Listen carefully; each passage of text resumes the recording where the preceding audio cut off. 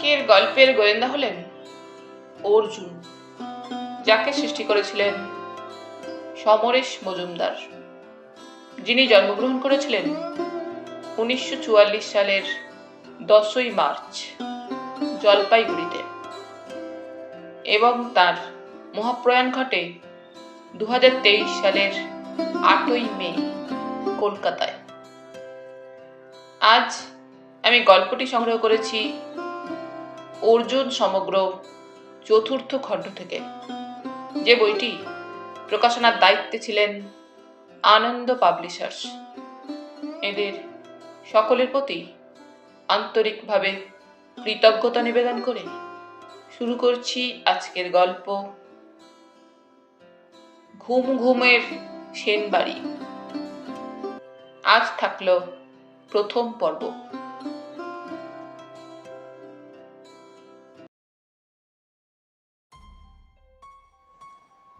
দুই পা ঝুলিয়ে মগডালে বসে দোল খাচ্ছিল বেটেটা, আর একটু দূরে দুই ডালের জোরে আরামসে বসে শরীর দুলিয়ে গান গাইছিল লম্বুটা।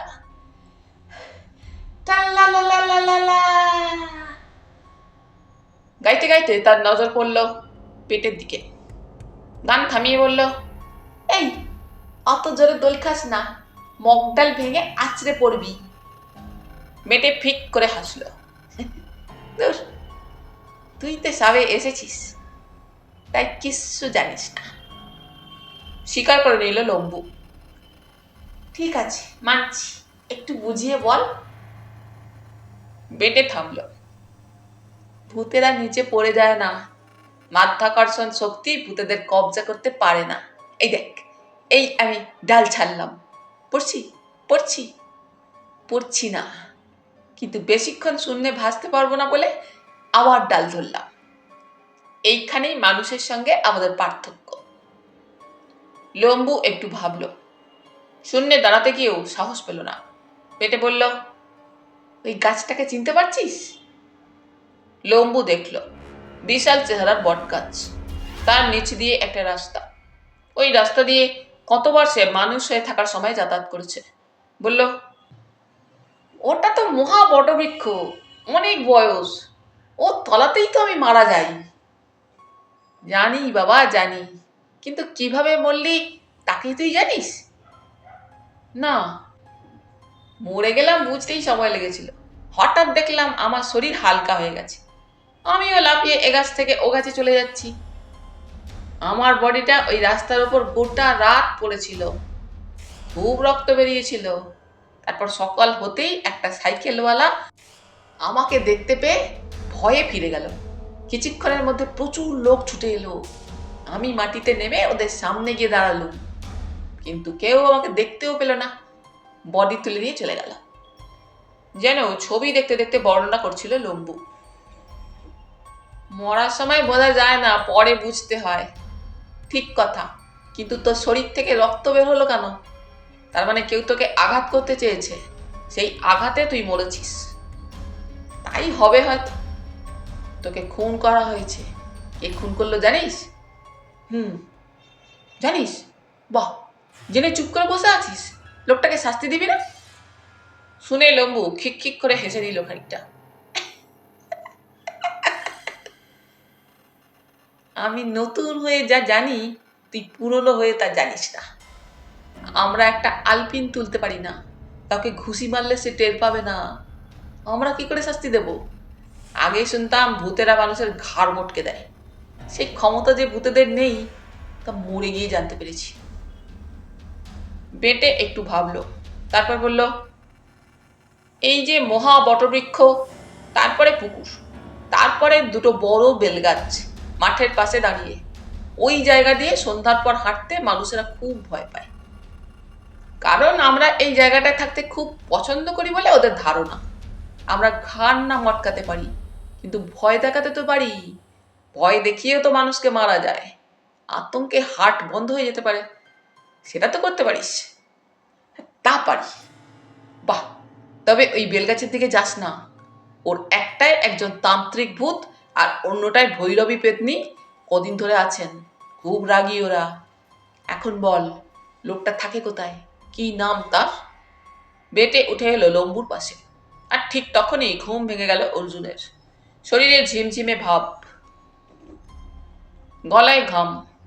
সে চোখ খুলে ঘরের অন্ধকার দেখল।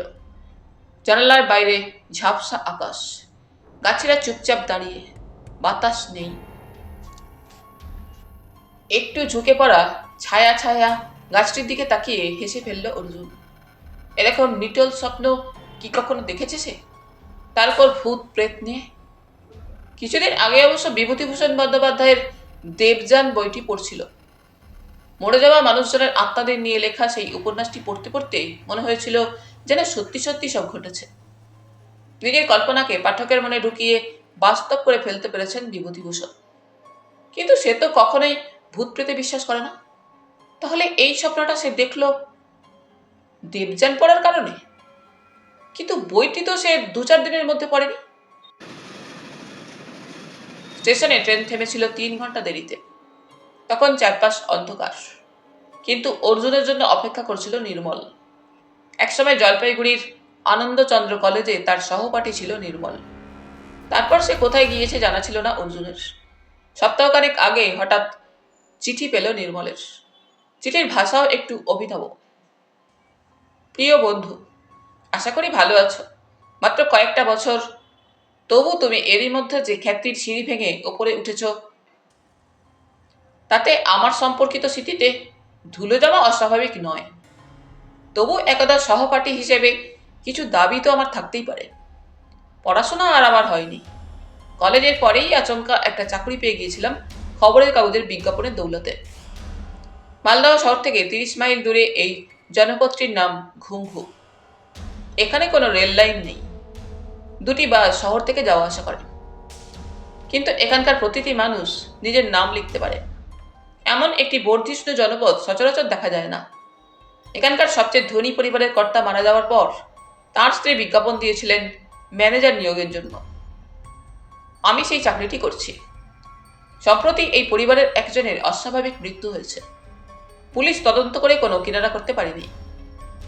আমার মালিকান জানিয়েছেন যে তুমি আমার সহপাঠী ছিলে, তার ইচ্ছা তুমি একবার এখানে এসো।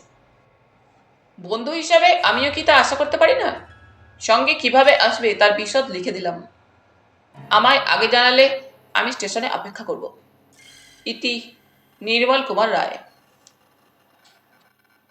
পুনশ্চ, তোমার সম্মান দক্ষিণার ব্যাপারে কোনো দ্বিধা রেখো না।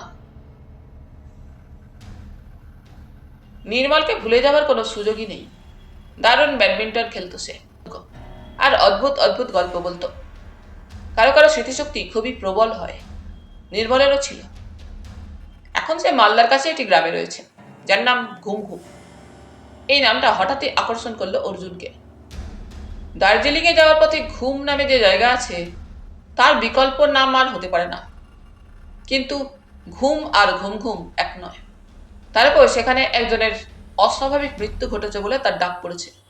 অতএব অর্জুন লিখে দিয়েছিল কবে কোন ট্রেনে সে মালদায় পৌঁছচ্ছে। একটু মোটা হলেও নির্মলকে চিনতে অসুবিধা হয়নি।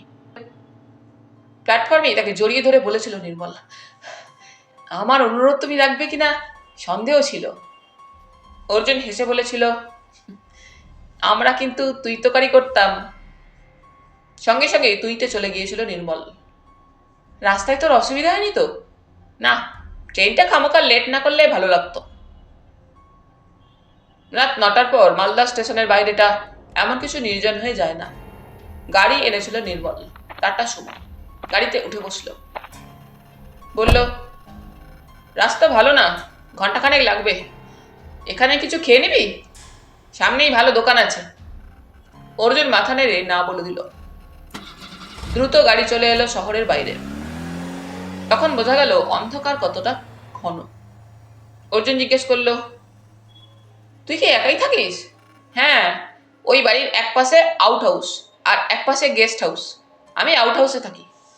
ফসলের সময় একটু কাজের চাপ পড়ে, বাকি সময় হালকাই থাকে। যাবতীয় ট্যাক্স, ব্যাংক অ্যাকাউন্ট থেকে শুরু করে সবকিছুই করতে হয়। এখন জমিদারি প্রথা নেই, কিন্তু অনেক নামে এত জমি আছে যে প্রায় জমিদারিই বলতে পারিস। অর্জুন দেখছিল দুপাশের মাঠের উপর অন্ধকার উপুর হয়ে রয়েছে। কোথাও আলোর চিহ্ন নেই, একমাত্র গাড়ির হেডলাইট ছাড়া। রাস্তার জন্য গাড়ির গতি কমেছে এবং এত ভালো গাড়িতেও ঝাঁকুনি এড়ানো যাচ্ছে না।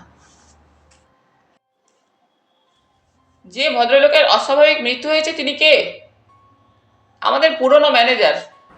তিনি এখানেই ছিলেন? হ্যাঁ, 80-র ওপর বয়স হয়েছিল। স্মৃতি কাজ করছিল না। সারা জীবন এখানেই ছিলেন, যাওয়ার জায়গা ছিল না বলে। মা জননী ওকে এখানে থাকার অনুমতি দিয়েছিলেন। ওই আউট হাউসের একটা ঘরে উনি থাকতেন। নির্মল বলল। মানুষটি কিরকম? খুব ভালো। মাঝে মাঝে সমস্যায় পড়লে ওর উপদেশ নিতাম। আমি যে ওর জায়গায় এসেছি, ওকে অবসর নিতে হয়েছে, তাতে একটুও ক্ষুণ্ণ হননি। সকালে সন্ধ্যায় হাঁটতে যেতেন আর সারাদিন বই পড়তেন। ওকে কেউ খুন করবে আমি ভাবতেই পারি না। খুন? খুন না অস্বাভাবিক মৃত্যু? অর্জুন তাকালো। মঙ্গলবার রাস্তার পাশে গাছের নিচে হাঁটুতে চিবুক গুজে পড়েছিলেন। তার শরীরে কোনো আঘাতের চিহ্ন ছিল না, কিন্তু হাঁটু এবং গোড়ালি ভাঙা ছিল, চোখ বিস্ফারিত। স্ট্রোক বা হার্ট অ্যাটাকে ওইভাবে মরার কথা নয়। পুলিশ বলছে গাছ থেকে পড়ে মরে গিয়েছেন, কিন্তু সেটাও বিশ্বাসযোগ্য নয়। ওই বয়সে মঙ্গলবাবুর পক্ষে গাছে ওঠাই সম্ভব নয়। তাছাড়া উনি কি কারণে গাছে উঠবেন সন্ধ্যাবেলায়? নির্মল যেন অর্জুনকেই প্রশ্নটা করল। ভদ্রলোকের পুরো নাম কি? মঙ্গলময় দত্ত। আসা মাত্র তোকে সমস্যার কথা শোনাচ্ছি। কাল সকালে এসব কথা হবে। তোর খবর বল, হঠাৎ কি করে এত বড় গোয়েন্দা হলি? প্রথম কথা, আমি গোয়েন্দা নই। আমি সত্যি যা তা খুঁজে বের করতে চেষ্টা করি। গম্ভীর গলায় কথাগুলো বলল অর্জুন। আকাশের অনেকটা ঢেকে রেখেছিল বলে দূর থেকে বাড়িটার ছায়া ছায়া পাহাড় বলে মনে হচ্ছিল। হেডলাইটের আলোয় সেটাকে প্রাসাদ বলেই মনে হলো। দারোয়ান গেট খুলে দিলে গাড়ি বিশাল বাগানে ঢুকেছিল। ঘড়ি দেখে নির্মল বলেছিল, অনেক রাত হয়ে গেছে, তুই ফ্রেশ হয়ে নে, ডিনার পাঠিয়ে দিচ্ছি। মা জননী বোধহয় শুয়ে পড়েছেন। কাল সকালে তার সঙ্গে তোর দেখা হবে। মা জননী? এই বাড়ির যিনি মালকিন। গেস্ট হাউসের যে ঘরে তার ব্যবস্থা হয়েছিল সেটি বেশ বড় হোটেলের ঘরের সঙ্গে পাল্লা দিতে পারে। শীততাপ নিয়ন্ত্রিত যন্ত্র আছে ঘরে, কিন্তু অর্জুন সেটা চালু না করে জানালা খুলে দিল। তারপর চমৎকার রান্না করা খাবার খেয়ে শুয়ে পড়েছিল। ঘুম ভাঙল ওই ভূতের স্বপ্ন দেখে। বাইরের অন্ধকার দ্রুত পাতলা হয়ে আসছে। পাখিরা শব্দ তুলছে গাছে গাছে। এখন শুয়ে থাকলেও ঘুম আসবে বলে মনে হলো না। স্বপ্নে দেখা লম্বু ভূতটার কথা মনে হলো। বেশ কিছুদিন আগে সে অদ্ভুত একটা ছবি দেখেছিল। ছবিটার নাম ঘোস্ট। অসহায় এক ভূতের ছবি। ওই লম্বু ভূত কি সেই ছবি দেখার ফসল? অবচেতনে ছিল, স্বপ্নে ফুটে উঠল। একটু আগে কাজের লোক চা আর বিস্কুট দিয়ে গিয়েছিল। চায়ের স্বাদ থেকেই অর্জুন বুঝতে পারল শুধু অর্থ নয়, এবারের কর্ত্রীর পছন্দ তারিফ করার মতো। এই অজ পানাগায়ে এত দামি চা পাওয়াটা বেশ বিস্ময়কর।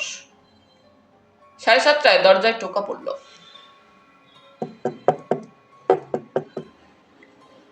অর্জুন উঠে সেটা খুলতে দেখল নির্মল দাঁড়িয়ে। Good morning. কাল ঘুম হয়েছিল? Good morning. হ্যাঁ, ভালোই হয়েছে। আয়, আমরা বাগানে গিয়ে বসি। গাছগাছালি ফুল তো চোখে পড়লই। যে জায়গাটায় নির্মল তাকে নিয়ে গেল তার চারপাশে শুধু গোলাপ আর গোলাপ। একদিকে টকটকে লাল আর একদিকে সাদা, অন্যদিকে হলদে গোলাপ চাপ বেঁধে রয়েছে। এদিকে মাঝখানে মুখোমুখি দুটো সিমেন্টের বেঞ্চ। সাত সকালে মৌমাছি উঠছে ফুলগুলোতে। ওদের আকৃতিও বেশ বড় সড়ো। অর্জুন বলল, চমৎকার। নির্মল জানালো, 4-4টে মালি ওদের যত্ন করে। ফুলগুলো আপনি ঝরে যায়। বড় মায়ের হুকুম, একটা ফুলও ছেঁড়া চলবে না। তার মানে ভদ্রমহিলা পুজো টুজো করেন না? অর্জুন বলল। তা কেন, পুজোর ফুল রয়েছে বাড়ির পিছনের বাগানে, জবা, টগর। ও, এবার বল আমাকে কি করতে হবে? অর্জুন তাকালো। মঙ্গলবাবুর মৃত্যু স্বাভাবিকভাবে হয়নি। আবার উনি যে খুন হয়েছেন তারও কোনো প্রমাণ পাওয়া যাচ্ছে না। সত্যিটা কি তা তোকে আবিষ্কার করতে হবে, নির্মল বলল। ওর কোনো শত্রু ছিল? না, তবে যখন চাকরিতে ছিলেন তখন কাজের প্রয়োজনে কর্মচারীদের বকাবকি করেছেন। আমাকেও এখন তাই করতে হয়, কিন্তু সে কারণে কেউ তাকে খুন করতে পারে না। ওর কোনো বন্ধু ছিল? একটু ভাবলো নির্মল, তারপর মাথা নাড়ল। না, আমি দেখিনি। আমি আসার পর উনি সারাদিন লাইব্রেরিতে বই নিয়ে বসে থাকতেন, বিকেলে হাঁটতে বেরোতেন। কাউকে ওর সঙ্গে গল্প করতে দেখিনি। কথা বলতেন খুব কম। লাইব্রেরি আছে এখানে? হ্যাঁ, খুব ভালো লাইব্রেরি, এই বাড়িতেই। শুনেছি মা জননীর শ্বশুরমশাইয়ের শখ ছিল এই ব্যাপারে। অনেক পুরানো বই, হাতে লেখা ডায়েরি, পুরানো পত্রিকা, আবার নতুন যেসব বই বের হচ্ছে তার ভিতর থেকে মা জননী নির্বাচন করা বইও এখানে আছে। বাহ, দেখার ইচ্ছে হচ্ছে। নিশ্চয়ই যাবি, তবে। থেমে গেল নির্মল, চাপা গলায় বলল, মা জননী আসছেন। সে উঠে দাঁড়ালো। অর্জুন দেখল যে বৃদ্ধা এগিয়ে আসছেন বাগানের পথ ধরে। তার সৌন্দর্যের সঙ্গে ব্যক্তিত্ব একই সঙ্গে প্রকট। মাথার চুল রূপলি, পরনে গলদ, ছিপছিপে লম্বা শরীর, চোখে চশমা। তাকালেই মনে শ্রদ্ধা ভাব জাগে। অর্জুন নমস্কার করে বলল, নমস্কার, আমি অর্জুন। বসুন, মা জননী বললেন। আমাদের আমন্ত্রণে আপনি এসেছেন বলে ভালো লাগছে। নিশ্চয়ই তেমন কোনো অসুবিধা হয়নি? না না, ম্যানেজার বাবু নিশ্চয়ই আপনাকে সমস্যার কথা জানিয়েছেন। মঙ্গলবাবু এই বাড়ির সঙ্গে দীর্ঘদিন যুক্ত ছিলেন। তাঁর ওইভাবে মৃত্যু হওয়াটা আমি মেনে নিতে পারছি না। পুলিশ তাদের কাজ করছে, কিন্তু সেই কাজে আমি সন্তুষ্ট হইনি। যদিও আপনার বয়স কম, তবু ম্যানেজার বাবুর কাছে আপনার অনেক কাহিনী শুনেছি। আপনাকে সমস্ত সহযোগিতা করা হবে। মা জননী একটু থামলেন। এই বাড়ির বয়স প্রায় 200 বছর। কখনো এরকম ঘটনা আগে ঘটেনি। 200 বছর? এত পুরনো বলে মনে হয় না। না, প্রথমে এত বড় ছিল না, একটু একটু করে হয়েছে। তাছাড়া এখন পর্যন্ত নিয়মিত যত্ন নেওয়া হয়। লাইব্রেরিতে গেলে এবাড়ির ইতিহাস জানতে পারবেন। আমার স্বামীর পূর্বপুরুষ ছিলেন কনৌজের মানুষ, লক্ষণ সেনের কাকার ছেলে। লক্ষণ সেন পূর্ব বাংলায় পালিয়ে গিয়েছিলেন, কিন্তু উনি যাননি। এই গৌড়ের বিভিন্ন জায়গায় তার উত্তরপুরুষেরা বাস করছেন। আচ্ছা, আমি এখন চলি। তেমন প্রয়োজন হলে ম্যানেজার বাবুকে বললে আমি খবর পেয়ে যাব। নমস্কার। মা জননী কথা শেষ করে আর অপেক্ষা করলেন না। তার চলে যাওয়া শরীরটা দেখে দৃষ্টি ফিরিয়ে অর্জুন জিজ্ঞেস করল, আমি কেন এখানে এসেছি, আমার কি পরিচয়, তা এখানকার কতজন মানুষ জানেন? 2 জন, মা জননী আর আমি, নির্মল জবাব দিল। এখন নির্মল বেশ স্বাভাবিক। যতক্ষণ মা জননী এখানে ছিলেন ততক্ষণ সে সম্ভ্রম দেখানোর ভঙ্গিতে দাঁড়িয়েছিল। কিন্তু প্রশ্ন তো উঠবেই। হ্যাঁ, তাদের বলা হয়েছে বা হবে, তুই আমার বন্ধু, কিছুদিনের জন্য বেড়াতে এসেছিস এখানে। আমার কাছে মাঝে মাঝেই কেউ না কেউ আসে, তাই তোর আসাকে স্বাভাবিক বলেই ধরে নেবে সবাই। ঘড়ি দেখল নির্মল। শোন, তোর যা যা প্রয়োজন হবে আমাকে বলবি, কিন্তু এখন আমাকে ঘন্টাখানেকের জন্য একটা কাজ করতে যেতে হবে। বেশ, তো তুই যা, আমি একটু 4-5টা ঘুরে দেখি। সঙ্গে লোক দেবো? না না।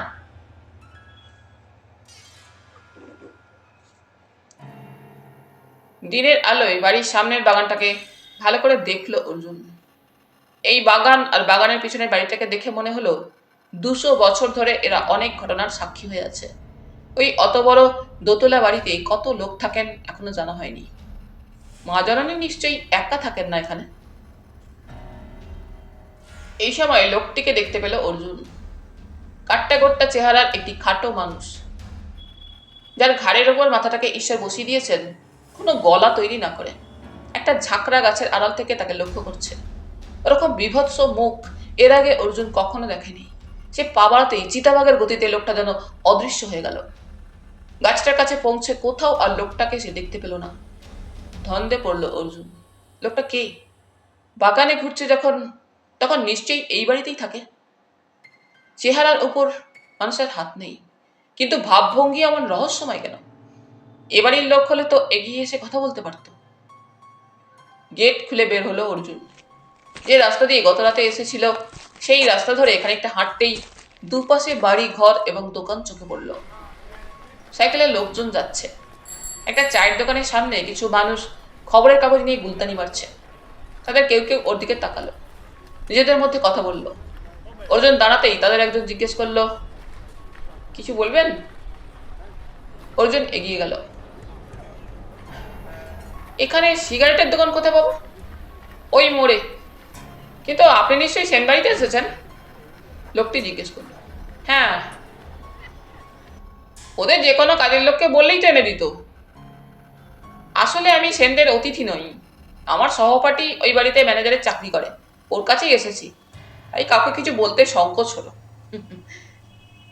অর্জুন হাসলো। ও, নির্মল আপনার সহপাঠী ছিল? হ্যাঁ, জলপাইগুড়ির আনন্দচন্দ্র কলেজে। ওকে তো আপনারা ভালো চেনেন, তাই না? না মশাই, আমাদের সঙ্গে উনি মেশেন না, হয়তো চাকরির শর্ত তাই। একজন বলল। চা খাবেন? প্রথমজন জিজ্ঞেস করলো। অর্জুন মাথা নেড়ে না বলল। সস্তা দামের একটা সিগারেট একজন এগিয়ে ধরল। এটা চলবে? ইতস্তত করে অর্জুন নিল সেটা। লোকটির দেওয়া আগুনে সিগারেট ধরিয়ে বলল,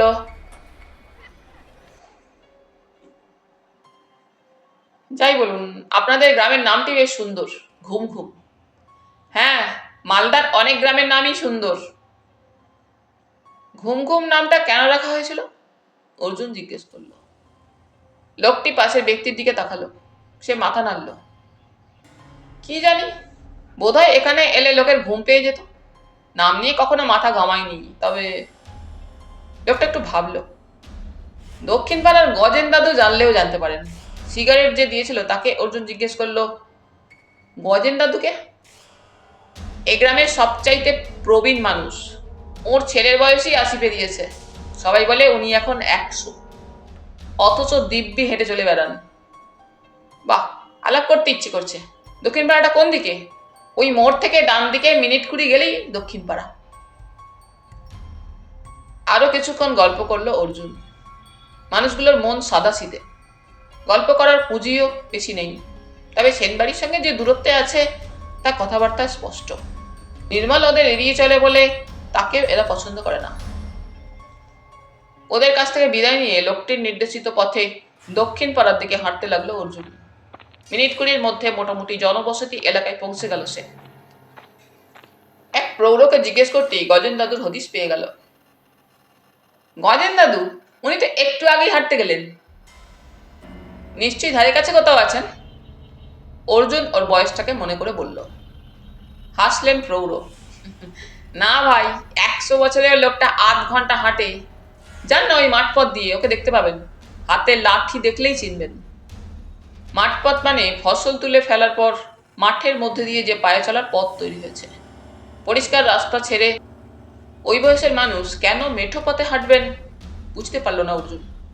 অবশ্যই একটা গ্রামের নামকরণ কেন হয়েছে জানার জন্য ওকে বিরক্ত করার কোনো মানে হয় না। নির্মল ওকে যে কারণে আমন্ত্রণ জানিয়েছে তার সঙ্গে নামকরণের কোনো সম্পর্ক নেই। বরং বাড়ি ফিরে ওই বাগানে উঁকি মারা লোকটির খোঁজ খবর নিলে বেশি লাভ হবে। প্রৌঢ় তখনও দাঁড়িয়েছিলেন। অর্জুন তাকে জিজ্ঞেস করলো, এই পথ কোথায় গিয়েছে? সোজা গেলে রাস্তা পাবেন, একেবারে মহা বটবৃক্ষের পাশের রাস্তা। মহা বটবৃক্ষ শব্দটাকে শোনা বলে মনে হলো অর্জুনের। কোথায় শুনেছে? একটু ভাবতেই অনেক স্মৃতি, কিন্তু তার কোথাও মহা বটবৃক্ষ নেই। নামটার মধ্যেই বেশ রহস্যের গন্ধ রয়েছে। ইতস্তত না করে মাঠে নামলো সে। দুপাশে এবড়ো খেবড়ো জমিতে রোদ পড়েছে, একেবারে ফাঁকা জমি। কিছুটা হাঁটতেই একটা কালো আগুনকে এঁকে বেঁকে যেতে দেখলো সে। অত বড় কালো চকচকে সাপ এর আগে কখনো দেখেনি। শব্দ করলে সাপ ভয় পায় বলে শুনেছিল অর্জুন, তাই জোরে হাততালি দিল। আচমকা থেমে গেল সাপটা, তারপর মুখ ফিরিয়ে উল্টো দিকে চলে গেল। সাপ কামড়ায় ভয় পেয়ে। কাছে আসার পর তাকে দেখে সে ভয় পেত না তার কোনো নিশ্চয়তা নেই।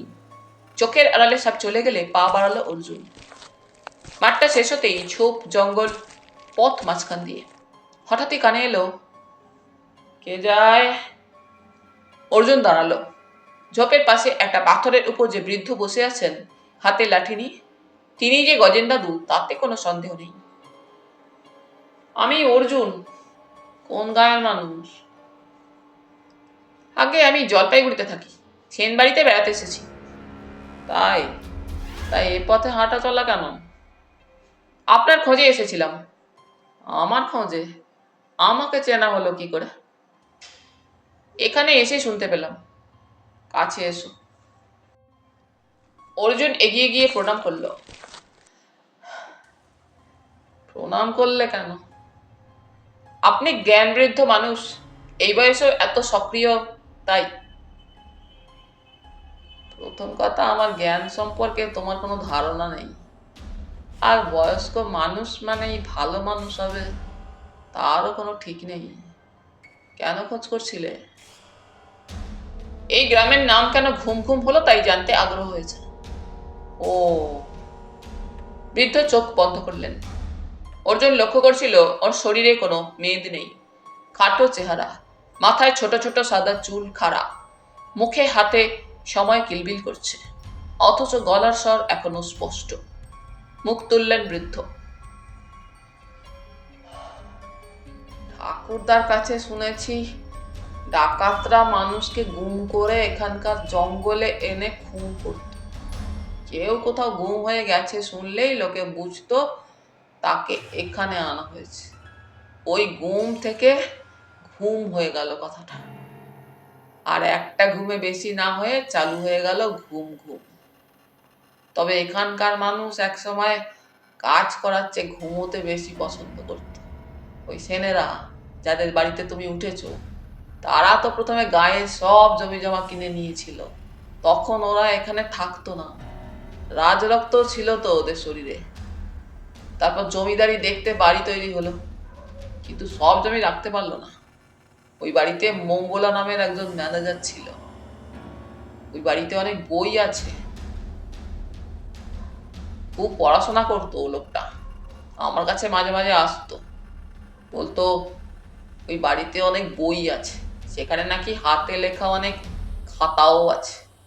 তাতে সে পড়েছে 200 বছর আগে ওই সেনদের কেউ পাহাড়ে গিয়ে ঘুম নামে কোনো জায়গার খবর শোনে। ফিরে এসে সে ওই গ্রামের নাম দেয় ঘুম ঘুম।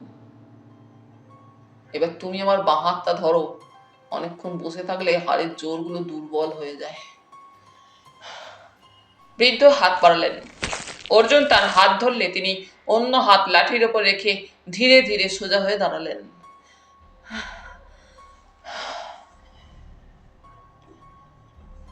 অর্জুন জিজ্ঞেস করল, এই বয়সে এতটা পথ রোজ আসেন কেন? অসুবিধে তো হয় না, একটু সময় লাগে এই পর্যন্ত। কিন্তু ও পাশে একটি বৃক্ষ আছে, মহাবট বৃক্ষ। তার বয়স কত কেউ জানে না, কিন্তু ওর নিচে এসে দাঁড়ালে মন শান্ত হয়ে যায়। যখন মারা যাব তখন তো ওখানেই যেতে হবে। বৃদ্ধ হাসলেন। মানে? ছেলেবেলায় শুনতাম সবাই বলতো মারা যাওয়ার পর এই গ্রামের আত্মা ওই মহা বটবৃক্ষে কিছুদিন থাকে, তারপর স্বর্গ অথবা নরকে যায়। সঙ্গে সঙ্গে মনে পড়ে গেল স্বপ্নটার কথা। স্বপ্নে দেখা বেটে ভূত আর লম্বা ভূত তো মহা বটবৃক্ষের কথা বলছিল। এটা কি করে সম্ভব হলো? স্বপ্নের সঙ্গে বাস্তবের এত মিল কি স্রেফ কাকতালীয় ব্যাপার?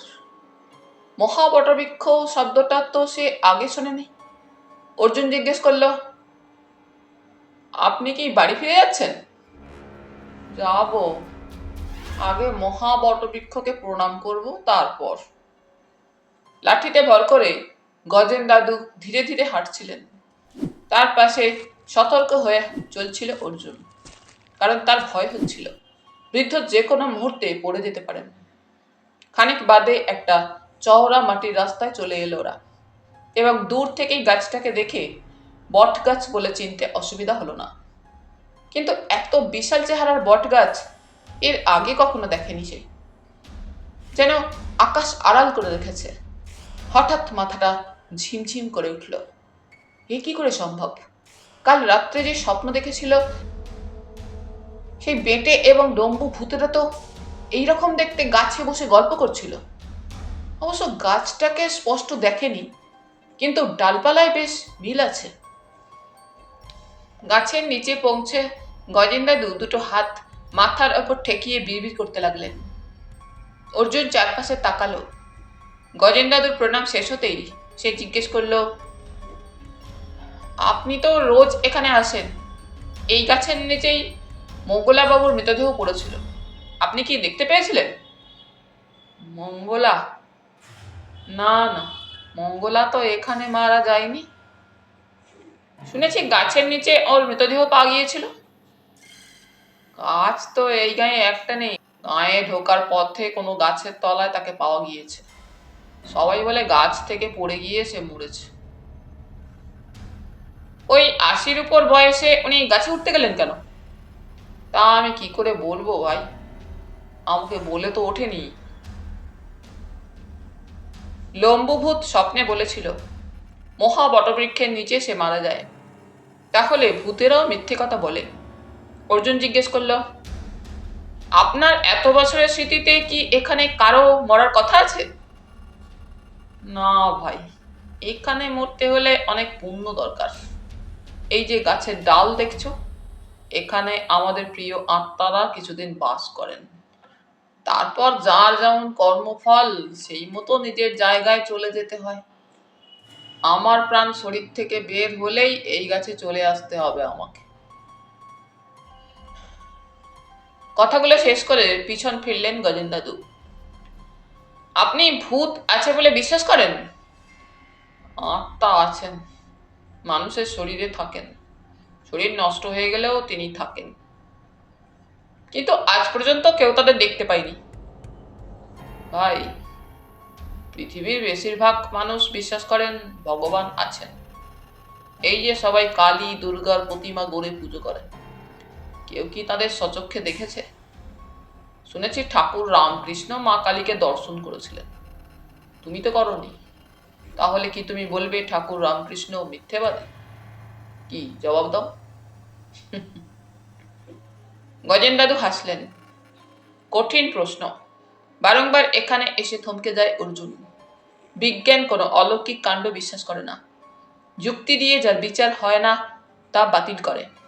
ভূত প্রেত ডাইনি থেকে বাস্তবের দিকে জনসাধারণের দৃষ্টি নিয়ে আসতে আন্দোলন হচ্ছে, ঠিক কথা, কিন্তু মূর্তি পূজার বিরুদ্ধে তো কোনো আন্দোলনের খবর সে পায়নি। ভগবান আছেন কিনা তা যখন যুক্তি দিয়ে প্রমাণ করা যায় না, তখন মানুষকে বলা হচ্ছে না কেন ভগবান বলে কিছু নেই? যতই সুস্থ ভাবনার প্রতীক হোক, ভগবানে বিশ্বাস রাখলে মনে যতই শক্তি আসুক, তাকে একটি কাল্পনিক চরিত্র ছাড়া আর কিছু ভাবার কোনো কারণ আজ পর্যন্ত পাওয়া যায়নি। ভগবান আছেন, এই কথাটা শুধু মনকে উজ্জীবিত করে। বৃদ্ধ হাসলেন।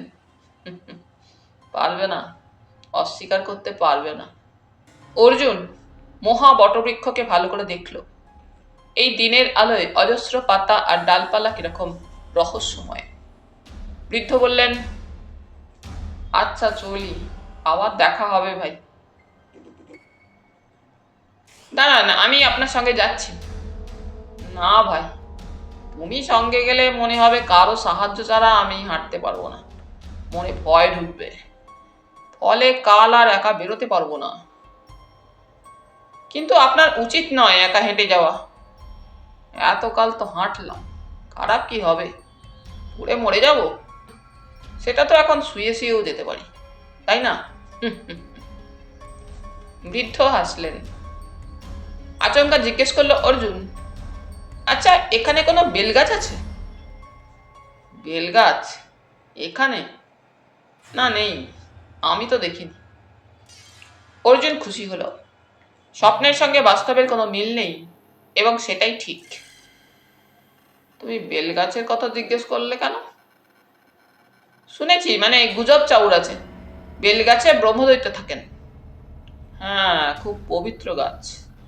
নিচু শ্রেণীর আত্মাদের ওই গাছ সহ্য করে না। ও হ্যাঁ, এই রাস্তা ধরে যদি মাইলখানেক হেঁটে যাও তাহলে 3 মাথা পড়বে। ডান দিকে ঘুরলে গায়ে ঢুকতে পারবে, বাঁ দিকে বিলের পথ। সেই মোড়ে একটা বড় বেলগাছ আছে, তার ফল কেউ গাছ থেকে পড়ে না, মাটিতে পড়লে কুড়িয়ে নেয়। কেন? ওই গাছে মাঝে মাঝেই তান্ত্রিক ভৈরবীদের আত্মা এসে কিছুদিন অধিষ্ঠান করেন। তাদের বিরক্ত করতে কেউ সাহস পায় না। আচ্ছা, লাঠি হাতে গজেন দাদু প্রায় হাঁটি হাঁটি পায়ে বাড়ির দিকে রওনা হলেন। অর্জুন ওর যাওয়া দেখল, কিন্তু তার মাথায় তখন অন্য চিন্তা। স্বপ্নে দেখা ভূতেরা বলেছিল পাশের বেলগাছে এক রাগী তান্ত্রিকের আত্মা এসেছেন, যদিও পাশে নয়, মাইলখানেক দূরে। তবু গজেন দাদু বলে গেলেন সেখানকার বেলগাছে তান্ত্রিক ভৈরবীদের আত্মা মাঝে মাঝেই এসে বাস করেন। এসব বিষয়ে সে কখনো পড়াশোনা করেনি, অথবা আলোচনাও করেনি কারোর সঙ্গে সাম্প্রতিককালে। তাহলে স্বপ্নে তাকে ওই তথ্য জোগালো কি করে? একেই কি বলে কাকতালীয়? তবু তো মনের খুঁতখুঁতুনি যায় না। অর্জুন হাঁটছিল, মাঝে মাঝে 2-4 জন লোককে দেখা যাচ্ছে বটে, কিন্তু গ্রামের এই দিকে কেউ যে সচরাচর আসে না তা বোঝা যাচ্ছে। ঘুম ঘুম নামটা এই এলাকার পক্ষে একদম লাগসই। অনেকটা পথ চলে আসার পর ঘড়ি দেখল অর্জুন। এই সময় অন্তত 1.5 মাইল পেরিয়ে আসার কথা। গ্রামের মানুষেরা যখন বলেন ওই 1 ক্রোশ দূরে, তখন সেটা 3 মাইল বলে ধরে নিতে হবে। শেষ পর্যন্ত 3 মাথার মোড়ে পৌঁছলো সে। রাস্তার পাশে বেলগাছটা দাঁড়িয়ে আছে। গাছে কোনো বেল নেই, পাশে ঝাঁকড়া গাছ। অর্জুন গাছের তলায় এসে দাঁড়ালো। গাছের কোথাও কোনো অস্বাভাবিক ব্যাপার চোখে পড়ছে না। একটা বড় পাথর পড়ে আছে এক পাশে। অর্জুন তার উপর বসল। এখন বেশ চড়া রোদ উঠেছে, পাখি ডাকছে। বেলগাছেও প্রচুর পাখি। রাগী তান্ত্রিকের আত্মা এখানে থাকলে পাখিরা কি টের পেত না? ভূতের গল্পে দেখা যায় কুকুর বেড়ালরা ভৌতিক অস্তিত্ব আগে অনুভব করে, পাখিরা কি করে না? মুখ ফেরাতেই পাশের ঝোপে একটা কিছু দেখতে পেল অর্জুন। রোদ পড়ায় চিকচিক করছে। কৌতূহলী হয়ে এগিয়ে একটু ঝুঁকে ডাল সরিয়ে সে জিনিসটা তুলে আনলো। একটা বড় সাইজের তাবিজ। তাবিজের সঙ্গে লাগানো মোটা লাল কর্ড ছেঁড়া। আপাত দৃষ্টিতে খোলটাকে রূপোর বলে মনে হচ্ছে। এই তাবিজটাকে কেউ নির্ঘাত ছুঁড়ে ফেলেছে ওই ঝোপের মধ্যে। যে ছুঁড়েছে তার কাছে খোলের রূপোর কোনো মূল্য নেই। তাবিজটাকে পাথরের উপর রেখে আবার সেখানে বসলো অর্জুন। একটা পাখি অদ্ভুত গলায় ডাকছে। কান পাতলে মনে হবে পাখিটা বলছে আক্কেল হোক, আক্কেল হোক। এ অনেকটা রেলগাড়ির চাকার শব্দের মতো, যার ইচ্ছে কথা বসানো যায়। অর্জুন পাখিটার সন্ধানে কয়েক পা এগিয়ে যেতেই কাণ্ডটা ঘটল। একটা সুচালো ঠোঁটের রঙিন পাখি প্রায় ঝাঁপিয়ে পড়ে লাল কর্ড সমেত তাবিজটাকে তুলে নিয়ে বেলগাছের উঁচু ডালে গিয়ে বসল। বসার পর গর্বিত চোখে অর্জুনের দিকে তাকালো। ভঙ্গিতে বলছে, কেমন দিলাম? তাবিজটা কোনো প্রয়োজনে লাগবে না। তবু পাখিটার ভঙ্গি দেখে অর্জুন হাত ছুড়ল ভয় দেখাতে। কিন্তু পাখি ভয় পেল না। উল্টে পা দিয়ে ধাতব বস্তুটিকে চেপে ধরে ঠোঁট ঢোকাবার চেষ্টা করলো ভিতরে। তাবিজ বা মাদুলির ভিতরে যা থাকে তাকে সুরক্ষিত রাখার জন্য মোম জাতীয় মোটা আস্তরণের ব্যবস্থা করা হয়। পাখিটির ঠোঁট এত সুচালো যে সেই আস্তরণকে অনায়াসে বের করে আনতে পারল। তারপর কোনো খাদ্যবস্তুর খোঁজ না পেয়ে পা সরিয়ে দিতেই তাবিজটা মাটিতে পড়ে গেল। সেটা দেখা মাত্রই পাখি ডানা মেলে উড়ে গেল অন্য গাছে। অর্জুন তাবিজটাকে তুলল। একটা মুখ হাঁ হয়ে গেছে। তাবিজের ভিতরে কি শিকড় বাকড় থাকে? নইলে লোকে কোন বিশ্বাসে ওগুলো ধারণ করবে? একটা সরু কাঠি তুলে নিয়ে গর্তে ঢোকালো অর্জুন। আরো একটু গালা বা মোম জাতীয় বস্তু বের হওয়ার পর সেলোফেন পেপারে মোড়া একটা পুড়িয়া গাছের বস্তু বেরিয়ে এলো। অর্জুন অবাক। এই বস্তুটি কি মন্ত্রপুত? কিন্তু কিন্তু করেও শেষ পর্যন্ত খুলল সে মোড়কটা। তারপর এই ট্রেসিং পেপারের মতো পাতলা কাগজটা চোখে পড়ল, যা সুন্দরভাবে ভাঁজ করা রয়েছে। কাগজটা খুলল সে। ছোট্ট একটা নকশা। কাগজের বাঁদিক থেকে শুরু করে ডান দিকে চলে গেছে কয়েকটা মোড় নিয়ে একটা লাইন। যেখানে শেষ হয়েছে সেখানে ঝাঁঝরি মতো কিছু আঁকা। তলায় দুটো অক্ষর লেখা ম দ। অক্ষর দুটো গায়ে গায়ে হলে বিভ্রান্তি বাড়ত। এখন অক্ষর দুটোকে কোনো ব্যক্তির নামের আদ্যক্ষর বলে মনে হচ্ছে। কি খেয়াল হতে কাগজটাকে পকেটে রেখে তাবিজের ভিতরটা মাটি দিয়ে ভরিয়ে যেটুকু মোম গালা বেরিয়েছিল তাই দিয়ে মুখটাকে আড়াল করার চেষ্টা করল অর্জুন। তারপর সে গাছটার দিকে তাকালো। বেলগাছে কোনো রাগী তান্ত্রিকের আত্মা নিশ্চয়ই এই মুহূর্তে নেই। হয়তো কোথাও বেড়াতে গিয়েছেন, তাই সে নিশ্চিন্তে বুঝতে পারল এখানে। অর্জুন হেসে ফেলল। দুপুরের খাওয়া মন্দ হলো না। নির্মল এসেছিল দেখা করতে, কিন্তু অনেক অনুরোধেও সে তার সঙ্গে খেতে বসলো না। বলল, আমার খাবার আলাদা আছে। ঘুরিয়ে বোঝালো, অর্জুন মা জননীর অতিথি, তার জন্য যে ব্যবস্থা হবে তাতে নির্মল অংশ নিতে পারে না। সে এই বাড়ির একজন কর্মচারী। বাড়ির বাইরে হলে কোনো পার্থক্য থাকবে না। খাওয়া শেষ হলে অর্জুন লাইব্রেরিটা দেখতে চাইল। নির্মল এক কথায় রাজি। মা জননী তাকে আদেশ দিয়েছেন, অর্জুন যা যা দেখতে চাইবে তা যেন ওকে দেখানো হয়। চাকর দরজার তালা খুলে দিলে নির্মল বলল, আয়। বিশাল হলঘরটি সব জানালা বন্ধ। ঘুটঘুটে অন্ধকার হয়নি, কারণ উপর দেওয়ালে কাঁচ লাগানো। যদিও সেই কাঁচ ভেঙে ভিতরে আসা সম্ভব নয়, লোহার রড লাগানো থাকায়। চাকর আলো জ্বেলে দিলে নির্মল জিজ্ঞেস করল, জানালা খুলে দিতে বলবো? একটা ভ্যাপসা গন্ধ ঘরে ভাসছিল। অর্জুন জিজ্ঞেস করল, জানালা কতদিন খোলা হয়নি? মঙ্গলা বাবু মারা যাওয়ার পর থেকেই বন্ধ? না, উনি খুলতেন না, আমার মনে পড়ে না। খুলে দে, হাওয়া ঢুকুক। জানালা খোলার পর আলো জ্বালার প্রয়োজন হলো না। অর্জুন তাকালো। দেওয়াল জোড়া আলমারি, তাতে সুন্দর করে বই সাজানো। আলমারির উপর বইয়ের নাম অনুযায়ী আদ্যক্ষর লিখে রাখা হয়েছে। গল্প উপন্যাস কম, বেশিরভাগই প্রবন্ধের বই, ইতিহাসের বই। গল্প উপন্যাসের বেশিরভাগই ইংরেজি ভাষায়। ঘরের মাঝখানে একটা কাঁচের ঢাকনা দেওয়া টেবিল, ঢাকনাটিতে তালা দেওয়া। ভিতরে বেশ কিছু পাণ্ডুলিপি। অর্জুন জিজ্ঞেস করল, এগুলো? নির্মল মাথা নাড়ল। আমি জানি না, আমি কখনো এই ঘর নিয়ে মাথা ঘামাইনি। একমাত্র মঙ্গলা বাবুকেই এই ঘরে দিনরাত পড়ে থাকতে দেখেছি। মা জননী তাকে অনুমতি দিয়েছিলেন। উনি চলে যাওয়ার পর আর দরজা খোলা হয়নি। নির্মল চাকরকে নিয়ে বিদায় নিলে অর্জুন জানলার দিকে তাকালো। সামনেই বাগান, গাছপালায় ঠাসা। মঙ্গলাবাবু জানলা খুলতেন না কেন? সঙ্গে সঙ্গে অর্জুনের কপালে ভাঁজ পড়ল। জানলা বন্ধ রাখা মানে উনি কি করছেন তা লোকজনকে জানতে না দেওয়া। সেই কাজটা কি ছিল? আলমারিগুলোতে তালা নেই। এ লেখা আলমারির পাল্লা খুলে সে বইগুলোর দিকে তাকালো। দেখলেই বোঝা যায় ওদের অনেক বয়স হয়েছে। একটা বই টেনে নিল সে, বাঁধানো বই, পাতা হলদে। বইটার নাম আ নাইট ইন ক্যালকাটা। লেখকের নাম এস.টি. মুরহেড। এই বইটি ছাপা হয়েছে 1840 সালে, অর্থাৎ সিপাহী বিদ্রোহ হয়নি, রবীন্দ্রনাথ তখনও জন্মায়নি। পড়তে হবে বইটা। যে বইটি আ আদ্যক্ষরে পাওয়া গেল তার নাম আলালের ঘরের দুলাল। প্রথম সংস্করণের বই নয়, 40 বছর আগে কেনা। বইটার টাইটেল পেজের নিচে লেখা ম দ। চমকে উঠল সে। তাবিজের ভিতর পাওয়া কাগজটা এখনো পকেটে। বের করলো অর্জুন, মিলিয়ে দেখলো হস্তাক্ষর এক। ম দ মানে মঙ্গলময় দত্ত। এই বইটি তাহলে ভদ্রলোক কিনেছিলেন, নাম লিখেছেন, পরে এই লাইব্রেরিতে রেখে দিয়েছেন, এবং ওই তাবিজটা ওর। মঙ্গলময় বাবুর তাবিজ ওই অত দূরে বেলগাছের পাশে ঝুপে গেল কি করে? উনি তো ওখানে মারা যাননি, অন্তত গজেন দাদু তাই বললেন। দুটো মোটা খাতা পাওয়া গেল। তাতে এই ঘরে যত বই আছে তার নাম লেখা। কোন আলমারিতে কোন বই, লেখক কে, কবে কেনা হয়েছিল তার বিস্তারিত বিবরণ।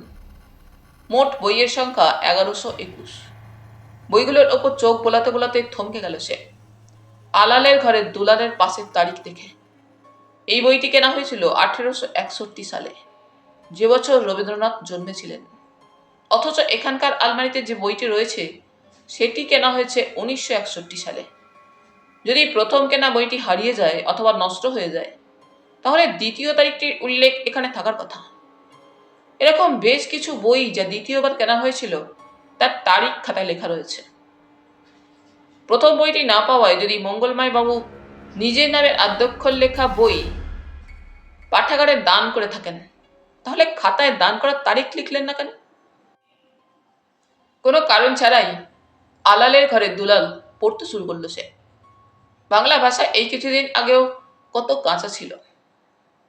বঙ্কিম তাকে হামাগুড়ি দিতে শিখিয়েছিলেন, রবীন্দ্রনাথ তাকে দাঁড় করিয়ে শুধু হাঁটি হাঁটি পা পা নয়, রীতিমতো দৌড় করিয়ে দিয়েছেন। মুখ তুলল সে। সঙ্গে সঙ্গে জানালার ওপাশে বাগানের গাছের আড়ালে কেউ যেন চট করে সরে গেল। অর্জুন উঠে জানালার পাশে গিয়ে দাঁড়িয়েও কাউকে দেখতে পেল না। বিকেল হয়ে এসেছে। অর্জুনের কেবলই মনে হচ্ছিল এই লাইব্রেরি ঘরে অনেক রহস্য জমা হয়ে আছে। সে চাকরটিকে ডেকে জানালা দরজা বন্ধ করতে বলল। সম্ভবত খবর পেয়েই নির্মল সেখানে হাজির। তাকে অর্জুন জিজ্ঞেস করলো, এই ঘরের চাবি আমার কাছে রাখতে পারি? রাত্রে ঘুম না এলে বই পড়তে আসতে পারি। নিশ্চয়ই, নির্মল মাথা নাড়ল। তবে মা জননীকে একবার জিজ্ঞেস করে নিতে হবে। চাবিটা ওর কাছেই তো থাকে। আর হ্যাঁ, আজ সন্ধ্যারতির পর মা জননী তোকে ওর কাছে একবার নিয়ে যেতে বলেছেন। বেশ তো, যাওয়া যাবে। কিন্তু এখন সন্ধে নামার আগে আমাকে সেই গাছটার কাছে নিয়ে চল, যেখানে মঙ্গলময় বাবুর মৃতদেহ পাওয়া গিয়েছিল। নির্মল চাকরকে কিছু নির্দেশ দিয়ে বলল, চা খেয়ে গেলে হতো না? না, সন্ধে নেমে যাবে। বাগানে পা রেখে অর্জুন চারপাশে তাকিয়ে কাউকে দেখতে পেল না। অর্জুন জিজ্ঞেস করলো,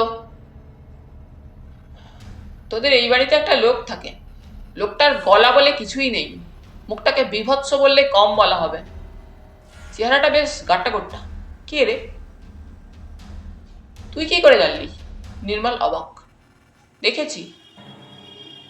আচ্ছা, ও তো সাধারণত এদিকে আসে না। পিছনের জমিতে গরু ছাগলের দেখাশোনা করাই ওর কাজ। ওর নাম বকু। মাথা নাড়ল অর্জুন, কথা বাড়ল না। গেট পেরিয়ে সোজা রাস্তা ধরে একটু হাঁটতেই চায়ের দোকানটা এসে গেল। দূর থেকেই অর্জুন লোকগুলোকে দেখতে পেল। সকালে যারা ছিল তারা তো আছেই, নতুন কয়েকজন যোগ দিয়েছে। সে বলল, চা খাওয়া যাক। এখানে না। মাথা নাড়ল নির্মল।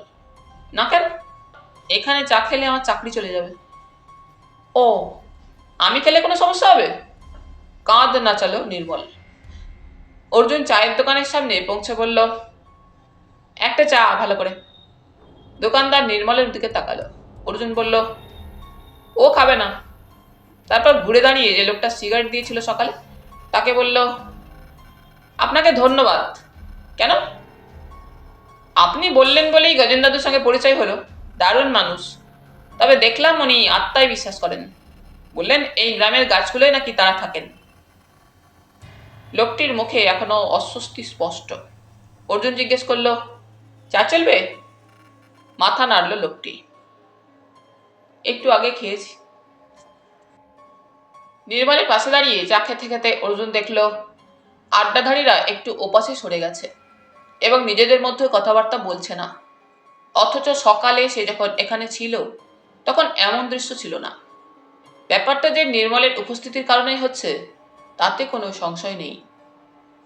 চা খেয়ে দাম মিটিয়ে হাঁটতে শুরু করে সে নির্মলকে জিজ্ঞেস করলো কথাটা।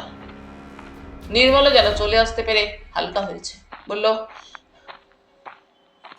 তোমাকে তো বলেছি স্থানীয় মানুষদের সঙ্গে আড্ডা মারলে আমার চাকরি থাকবে না। এটা বোধহয় ওরাও জানে। তারপর একটু অভিমানী গলায় জিজ্ঞেস করলো, তুমি যে গজেন দাদুকে খুঁজে বের করেছো তা আমায় বলনি তো? তুই থেকে তুমিতে উঠে গেল নির্মল। এটা হয়তো অভিমানের কারণে, কিন্তু ওই তো তাকে ডেকে এনেছে পুরনো বন্ধুত্বের সূত্রে। তাই দূরত্বটা কমাবার চেষ্টা করলো অর্জুন। বলবো বলবো করেও বলা হয়নি, তা তুই কি আমাকে চলে যেতে বলছিস? মানে হঠাৎ তুমি বলতে শুরু করলি? হ্যাঁ। হেসে উঠল নির্মল শব্দ করে। বোধহয় মেঘ সরে গেল। গ্রামে ঢোকার প্রধান রাস্তায় একটি ঝাঁকড়া গাছের নিচে পৌঁছে নির্মল বলল, এখানে মঙ্গলাবাবুর মৃতদেহ পাওয়া গিয়েছিল। গত রাত্রে অন্ধকারে তারা গ্রামে ঢুকেছিল, কিন্তু সেটা এই পথেই, তাতে কোনো সন্দেহ নেই। অর্জুন মুখ তুলে গাছটার দিকে তাকালো। মোটা গুড়ি, নিচের ডালটা লাফালেই ছোঁয়া যায়। সে লাফিয়ে ধরল ডালটাকে, তারপর সহজেই তার উপর উঠে বসল। 80-র বেশি বয়সের মানুষ কেন এই ডালে উঠবেন? সে গাছটাকে ভালোভাবে দেখল। অস্বাভাবিক কিছু চোখে পড়ল না। শরীরটাকে অলসভাবে ছেড়ে দিল সে। 6-6.5 ফুট উচ্চতা থেকে মাটিতে পড়লে ব্যথা পাওয়ার কথা নয়, কিন্তু 80-র উপরে যার বয়স, তার হাত পায়ের হাড় ভাঙতেই পারে। কিন্তু মরে যাওয়া কি সম্ভব? অর্জুন জিজ্ঞেস করল, মঙ্গলময় বাবুর হাঁটু আর গোড়ালি ভাঙা ছিল? হ্যাঁ। রক্ত বের হয়েছিল? না, কোনো আঘাতের চিহ্ন বাইরে থেকে বোঝা যায়নি। উপর থেকে নিচে পড়ে ওর হার্ট তো ফেল করতেই পারে। পোস্টমর্টেম করে জানা গেছে তা হয়নি, হার্ট ভালো ছিল। নিচে পড়ার পর ঝাঁকুনিতে ওর হৃদযন্ত্র বন্ধ হয়েছে। অর্জুন বলল, তাহলে তো ল্যাঠা চুকেই গেল। মা জননী পুলিশের বক্তব্য মানতে চাইছেন না। ওর ধারণা মঙ্গলাবাবুর পক্ষে ওই গাছে ওঠা সম্ভবই নয়। আমি তোর কথা ওকে বলতেই উনি চিঠি লিখতে বললেন। অর্জুন চারপাশে তাকালো। রাস্তার পাশে চাষের মাঠ, এখন ফসল তোলা হয়ে গিয়েছে। গাছের পাশ থেকে সরে সে মাঠে চলে এলো। শুকনো মাটি, সন্দেহজনক কোনো চিহ্ন নেই। সেই হাত বাড়িয়ে একটা দিক দেখিয়ে জিজ্ঞেস করলো, এই মাঠ পেরিয়ে সোজা চলে গেলে কোথায় পৌঁছবো? গ্রামের পিছন দিকটায়। ওখান থেকে মহা বটবৃক্ষ কত দূরে? ওদিকে কি? নির্মল অবাক হয়ে গেল। তুই মহা বটবৃক্ষের নাম এর মধ্যে জেনে গেলি? আজ নয়, কাল জেনেছি। কাল রাত্রে এখানে এসে কার কাছে শুনলি? স্বপ্নে দুটো ভূত বলা বলি করছিল। গুল মারছিস। নির্মল হাসল। হ্যাঁ, এই মাঠ পেরিয়ে বেশ অনেকটা, তা ধর মাইল আড়াই গেলে গাছটার কাছে পৌঁছানো যায়। কেন রে? এমনি, চল ফেরা যাক, সন্ধ্যে নামছে। মাঝে মাঝে সাইকেলের ঘন্টা শোনা যাচ্ছে। লোকেরা বেশ দ্রুত প্যাডেল ঘুরিয়ে গ্রামে ফিরছে। অন্ধকার হয়ে যাওয়ার পর ওরা সেন বাড়িতে ঢুকলো।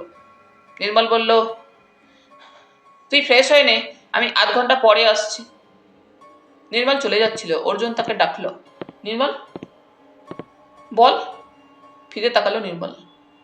আচ্ছা, মঙ্গলময় বাবু কি ধর্মভীরু মানুষ ছিলেন? ধর্মভীরু? কপালে ভাঁজ পড়ল নির্মলের। বুঝতে পারছি না, আমি তো ওকে কখনো ধর্মাচরণ করতে দেখতাম না। পুজোর সময় কখনো মণ্ডপে যেতে দেখিনি। উনি মাদুলি কিংবা তাবিজ পড়তেন? আমি দেখিনি, হয়তো জামার তলায় ছিল। বলেই মাথা নাড়ল নির্মল। না, পড়তেন না। ওকে যখন দাহ করা হয় তখন শরীরে ওসব ছিল না। অর্জুন মাথা নাড়ল। এসব প্রশ্ন করছিস কেন? মানুষটি কেমন ছিলেন বুঝতে চেষ্টা করছি। অর্জুন হাসল। 45 মিনিট পরে দোতলায় যে ঘরে নির্মল তাকে নিয়ে গিয়ে বসালো, সেই ঘরটিতে যা সম্পদ রয়েছে তা পৃথিবীর যে কোনো জাদুঘর লুফে নেবে। এক দেওয়ালে বিশাল বিশাল হাতির দাঁত, বাঘের ছাল, যা থেকে বোঝা যায় এই বংশে বেশ ভালো শিকারী ছিলেন। লম্বা টুলের ওপর হাতির দাঁত দিয়ে তৈরি একটি নারী মূর্তি, তো অপূর্ব। পায়ের তলায় যে কার্পেট, তাও চমৎকার ও দামি। এই ঘরের চেয়ারে নির্মল অর্জুনকে বসিয়ে চলে গিয়েছিল। সুদৃশ্য ঢাকনার আড়াল থেকে বিচ্ছুরিত আলো মায়াময় পরিবেশ তৈরি করেছে। পাশের ঘরের পর্দা সরিয়ে মা জননী ঘরে এলেন। এখন তার পরনে গরদ, কবজি ঢাকা জামা। অর্জুন উঠে দাঁড়ালে মাথা নাড়লেন। বসুন। এখানে আপনার কোনো অসুবিধা হচ্ছে না তো? না না, বিন্দুমাত্র না। আপনি নির্মলবাবুর বন্ধু হতে পারেন, কিন্তু এখন আমার অতিথি। ধন্যবাদ। হ্যাঁ, মঙ্গলময় বাবুর মৃত্যু আমাদের কাছে খুবই দুঃখের। স্বাভাবিকভাবে মারা গেলে কিছু বলার ছিল না। আমার ধারণা ওকে হত্যা করা হয়েছে। ঝামেলা এড়াতে পুলিশ স্বাভাবিক মৃত্যু বলে চালাতে চাইছে। উনি এ বাড়িতে এসেছিলেন আমার শ্বশুর মশাইয়ের আমলে। কোনোদিন তার কাজে কোনো গাফিলতি দেখিনি। মানুষটার এইভাবে মরে যাওয়া আমি মেনে নিতে পারছি না। মা জননী বললেন, ওর কোনো শত্রু ছিল? থাকার কথা নয়। অবসর নেওয়ার পর উনি এই বাড়ি থেকে বেরই হতেন না। কেউ ওর সঙ্গে দেখা করতে আসতো না, আত্মীয় স্বজনও ছিল না। অর্জুন তাকালো। তাহলে আপনার কথা অনুযায়ী ওকে খুন করার কোনো কারণ নেই? কিন্তু ওর মৃত্যু স্বাভাবিকভাবে হয়নি, কাছ থেকে পড়ে দুর্ঘটনায় মারা যাননি। কিছু মনে করবেন না, অনুমানের উপর দাঁড়িয়ে আপনি সিদ্ধান্ত নিচ্ছেন? না, শুধু অনুমান নয়, মাদ্রানী গম্ভীর গলায় বললেন। অর্জুন লক্ষ্য করলো ভদ্রমহিলা ইতস্তত করছেন। তারপর 1 মিনিট বলে পাশের ঘরে চলে গেলেন। মিনিট 3 পরে ফিরে এসে চেয়ারে বসলেন। এখন ওর হাতে একটি বই, বইটি বাঁধানো। বললেন, আজ থেকে 1 বছর আগে মঙ্গলময় বাবু আমার কাছে এই বইটি পাঠিয়েছিলেন। আমাদের বংশের পূর্বপুরুষরা পালদের পর গৌড়ের রাজা হয়েছিলেন। বল্লাল সেন, লক্ষণ সেনের নাম সবাই জানেন। লক্ষণ সেন ভীরু প্রকৃতির মানুষ ছিলেন, তাই যুদ্ধ না করে পূর্ববঙ্গে পালিয়ে যান। তার যেসব আত্মীয় থেকে গেলেন তারা ভয়ে আত্মগোপন করেন। এদের দুজনের কাছে প্রচুর মণিরত্ন ছিল। এদেরই একজন আমার স্বামীর পূর্বপুরুষ ছিলেন। এই বইটিতে ইংরেজি ভাষায় সেই সময়ের কথা লেখা রয়েছে। লাইব্রেরিতে পড়াশোনা করতে করতে মঙ্গলময় বাবু এই বইয়ের সন্ধান পান। বোধহয় আমার জানা উচিত ভেবে তিনি বইটি আমাকে পাঠিয়েছিলেন। পড়ব করেও সময় না পাওয়ায় পড়া হয়ে ওঠেনি তখন। উনি মারা যাওয়ার পর মনে পড়ল বইটির কথা। পড়লাম, সেই সঙ্গে বইটির ভিতর একটা চিরকুট দেখতে পেলাম। হাত বাড়িয়ে চিরকুটটি এগিয়ে ধরলেন মাদারানী। অর্জুন সেটি নিয়ে পড়ল। বিপুল সম্পদ আপনাদের অজ্ঞাতে রয়েছে। কোথায় রয়েছে এখনো জানি না, তবে খবরটা শত্রুপক্ষে জানা থাকতে পারে। সাবধানে থাকবেন। এই কারণে আমিও বিপদে পড়তে পারি। ম দ। মঙ্গলাবাবু যে পুরো নাম লিখতেন না তা আপনি জানতেন? না, এই চিরকুট পাওয়ার পর জানলাম। যে বিপুল সম্পদের ইঙ্গিত এখানে আছে তা নিয়ে ওর সঙ্গে কথা হয়নি? না, উনি জানাননি এই বইয়ের ভিতরে চিরকুট আছে। আমার উদাসীনতার জন্যই তখন পড়িনি। আর অবাক লাগছে, আমার কাছে কোনো প্রতিক্রিয়া জানতে না পেরেও তিনি দ্বিতীয়বার এ নিয়ে কথা তোলেননি। মাদারানী বললেন, এই 1 বছরে আপনার কাছে কেউ কোনো প্রস্তাব নিয়ে এসেছে? মানে? সেন বংশের কোনো অজানা শরিক কি এর মধ্যে আপনার কাছে এসেছেন? না। আপনার এই বাড়িতে কজন মানুষ থাকেন, কর্মচারী এবং আপনারা? এখন এখানে আমি ছাড়া আমার এক দেওর থাকেন। তিনি মানসিক প্রতিবন্ধী। দেখলে বোঝা যাবে না, কিন্তু তার ব্রেন কাজ করে না। কথা বলেন খুব কম। 60-এর কাছে বয়স। সারাদিন ঘরে শুয়ে টিভি দেখেন। আসলে কিছুই দেখেন না, শুধু বিকেল হলে ছাদে যান পায়চারি করতে। কিন্তু কখনোই ছাদের ধারে যাবেন না। যা কিছু হাঁটাহাঁটি তা ছাদের মাঝখানে। আমার একমাত্র ছেলে শিকাগোতে খুব বড় চাকরি করে সে। 2 বছর অন্তর এখানে আসে। তার খুব ইচ্ছে যে এসব বিক্রি করে আমি ওখানে চলে যাই। আমার বিন্দুমাত্র ইচ্ছা নেই। 2 বছর আগে সে বিয়ে করে স্ত্রীকে নিয়ে এখানে এসেছিল। মেয়েটিকে অপছন্দ হয়নি আমার, স্পেনের মেয়ে। এছাড়া এই বাড়িতে কর্মচারীর সংখ্যা 12। বেশিরভাগই দীর্ঘকাল কাজ করছে। মঙ্গলাবাবুর দুর্ঘটনার রাত্রে কেউ এ বাড়ির বাইরে পা বাড়ায়নি। আমি খুঁটিয়ে জেরা করে জেনেছি। মাদারানী বললেন। কিছুক্ষণ কথা বলার পর অর্জুন ঘড়ি দেখল। তারপর জিজ্ঞেস করল, আপনার দেওর কি ঘুমিয়ে পড়েছেন এখন? হ্যাঁ, ওকে ওষুধ খাইয়ে দেওয়া হয়। ঘুমের সময় হয়ে গিয়েছে। কাল সকালে ওর সঙ্গে কথা বলা যাবে? মাদারানী হাসলেন। আপনি বোধহয় আমার কথা বুঝতে পারেননি। ওর ব্রেন কাজ করে না। কথা বলার চেষ্টা করে কোনো লাভ হবে না। বুঝতে পেরেছি, তবু ঠিক আছে। কাল বিকেলে উনি যখন ছাদে বেড়াতে যাবেন তখন ম্যানেজার বাবু আপনাকে নিয়ে যাবে উপরে। আপনি বললেন এই বাড়িতে 12 জন লোক কাজ করে। আমি প্রত্যেকের সঙ্গে আলাদা করে কথা বলতে চাই। অর্জুন তাকালো। কখন? এখনই হতে পারে। এখানে অসুবিধে হলে আমি যেখানে রয়েছি সেখানে পাঠিয়ে দিন। আর এই বইটি আমি একটু নিতে পারি? নিশ্চয়ই, আপনার পড়া হয়ে গেলে আমি এটাকে লাইব্রেরিতে রেখে দিতে চাই। ইংরেজি বইটা এগিয়ে ধরলেন মা জননী। সেটি নিয়ে উঠে পড়ল অর্জুন। মা জননী তাকে দরজা পর্যন্ত এগিয়ে দিলেন। রহস্যের সমাধান কতদিনে সম্ভব? অর্জুন হাসল।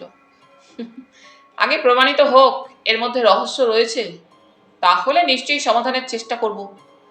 মনে হয় আগামী পরশুর মধ্যে হ্যাঁ অথবা না আপনাকে বলে দিতে পারবো।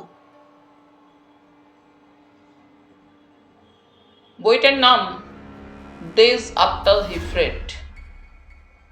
লেখকের নাম এম স্কট। বইটি ছাপা হয়েছে 1903 সালে। প্রকাশিত হয়েছে লন্ডন থেকে। প্রথম পাতায় চোখ রাখল অর্জুন। ভূমিকায় লেখক সেন বংশকে বাংলার শেষ হিন্দু রাজাদের বংশ বলে উল্লেখ করেছেন। বইয়ে একটা ম্যাপও রয়েছে, যেখানে বাংলা ভারতবর্ষের ঠিক কোনখানে তা দেখানো হয়েছে। মাত্র কয়েক পুরুষেই সেনেরা বাংলার রাজা হয়ে গিয়েছিলেন। এই গ্রন্থ তাদের শেষ রাজা লক্ষণ সেন এবং তার বংশধরদের জীবনযাপন নিয়ে লেখা। এরকম কোনো বই যে আছে তা জানতই না অর্জুন। হঠাৎ মনে হলো, কোথায় ইংল্যান্ডে বসে একজন ইংরেজ 100 বছর আগে গবেষণা করে এমন একটা বই লিখে ফেলেছিলেন, যার বিষয় নিয়ে গত 150 বছরের কোনো বাঙালি কৌতূহল প্রকাশ করেনি। কেন লিখলেন ওই ভদ্রলোক? উত্তর জানা নেই, কিন্তু ওরাই পারেন এরকম কাণ্ড করতে। মূল বইয়ের প্রথম লাইনে চোখ রাখল সে। বাংলার শেষ রাজা লক্ষণ সেন কি বাঙালি ছিলেন? কতদিন কোনো ভূখণ্ডে বাস করলে তাকে সেই দেশের মানুষ হওয়ার সম্মান দেওয়া যায়? ইংল্যান্ডে 150 বছর ধরে যে পরিবার বাস করেছেন, তারা যদি মিশর থেকে এসে থাকেন, তাহলে কি তাদের ইংরেজ বলা যাবে? যদি না যায়, তাহলে লক্ষণ সেন এবং সেন বংশের কেউ বাঙালি ছিলেন না। দরজায় শব্দ হলো। টেবিল ছেড়ে উঠে দরজাটা খুলতেই কাজের লোকটিকে দেখতে পেল অর্জুন। তার পিছনে কয়েকজন পুরুষ দাঁড়িয়ে রয়েছে চুপচাপ। কাজের লোকটি কপালে হাত ছুঁয়ে বলল, মা জননী পাঠিয়ে দিয়েছেন। ও ঠিক আছে, তুমি একজন একজন করে আমার ঘরে পাঠাবে। অর্জুন ফিরে গেল চেয়ারে। প্রথমে যে ঢুকলো সে প্রৌঢ়, একটু রুগ্ন। অর্জুন দ্বিতীয় খালি চেয়ারটা দেখিয়ে বলল, বসুন। লোকটি হাত জোর করল। মালদা জেলার নিজস্ব ঘরানায় বলল, সে দাঁড়িয়েই থাকবে। তোমার নাম কি? ঘনশ্যাম দাস। কত বছর এই বাড়িতে কাজ করছো? 29 বছর। আগে জোগাড় দিতাম, এখন রান্না করি। তোমার বাড়ি কি এই গ্রামে? না, চাঁচলে। তা সেখানে কেউ নেই এখন। তোমার স্ত্রী ছেলে মেয়ে? না বাবু, আমি বিয়ে করিনি, এখানেই থাকি, কোথাও যাই না। মঙ্গলময় বাবুকে তোমার কেমন লাগতো? যখন চাকরি করতেন তখন খুব কড়া মানুষ ছিলেন। এখন তো শুধু বই নিয়ে থাকতেন। কোনো কোনো রাত্রে খেতেও যেতেন না। খবর পাঠালে বলতেন খাবেন না। অনেক রাত্রে ঘুম ভাঙলে দেখতে পেতাম ওর ঘরে আলো জ্বলছে। লোকটি জানালো। ওর কাছে কেউ আসতো? আমি দেখিনি। গাছ থেকে পড়ে গিয়ে ওর মৃত্যু হয়েছে, না কেউ ওকে খুন করেছে? কি করে বলবো বাবু। ওর কোনো শত্রু ছিল? আমি জানি না। পরপর 5 জন প্রায় একই কথা বলল। অল্প বয়স্ক একজন বলল, উনি খুব রাগী ছিলেন বলে আমি ওর সামনে যেতাম না। ওকে কেন রাগী বলে মনে হলো তোমার? অর্জুন জিজ্ঞেস করেছিল। আমি একবার ওর ঘর পরিষ্কার করতে গিয়ে বইয়ে হাত দিয়েছিলাম, দেখে উনি খুব রেগে আমায় অনেক বকেছিলেন। ষষ্ঠ লোকটি ঘরে ঢুকে গোঁজ হয়ে দাঁড়ালো। এই লোকটি যেটাকে বাগানের গাছের আড়ালে দাঁড়িয়ে দেখছিল, তাতে কোনো সন্দেহ নেই। তোমার নাম বকু? অর্জুন জিজ্ঞেস করল। ঘাড় না থাকায় মাথাটা সামান্য দুলল, ওইটুকুই। মঙ্গলময় বাবুকে কে খুন করেছে? সঙ্গে সঙ্গে বকুর চোখ বড় হয়ে গেল। দ্রুত মাথা ঘুরতে লাগলো ঘাড়ের উপর। আমি জানি না, আমি জানি না। বাগানে গাছের আড়ালে লুকিয়ে আমাকে দেখছিলে কেন? আপনি আপনি আমি কি নতুন লোক তাই? তোমার কাজ তো বাড়ির পিছনে গোয়াল ঘরে, তাই না?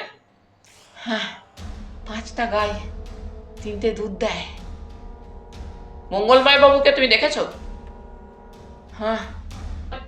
ওর শরীরে কেমন জোর ছিল? গাছে উঠতে পারতেন? উনি সিঁড়ি দিয়ে সোজা উঠতে পারতেন না, বকু বলল। অর্জুন তাকালো লোকটির দিকে, তারপর জিজ্ঞেস করলো, বকু, তুমি কখনো ভূত দেখেছো? প্রশ্নটা শোনা মাত্র লোকটির মুখের চেহারা বদলে গেল। চট করে দুপা এগিয়ে এসে নিচু গলায় বলল, দেখেছি, এই বাড়িতে ভূত আছে বাবু। অর্জুন গম্ভীর হলো। এই কথা কাউকে বলেছো? হ্যাঁ, ম্যানেজার বাবুকে বলেছিলাম, তিনি বিশ্বাস করেননি। ভূতরা গোয়ালঘরের কাছে ঘুরে বেড়ায়, তখন গাইগুলো ছটফট করে। নিজের চোখে দেখেছো? হ্যাঁ বাবু, কালো জামা পরা ভূত। কথা বলেছো? কথা? আরে বাবা, আমি তো ভয় ভয়ে চোখ বন্ধ করেছিলাম। কতবার ভূতটাকে দেখেছো? 2বার, 2 রাতে। ঠিক আছে, এসব কথা আর কাউকে বলার দরকার নেই, এখন যেতে পারো।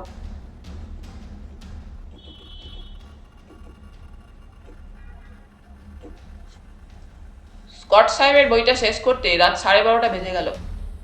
তারিখ এবং পরিচিত ঐতিহাসিক নামগুলো না থাকলে জমজমাট উপন্যাস বলা যেতে পারত।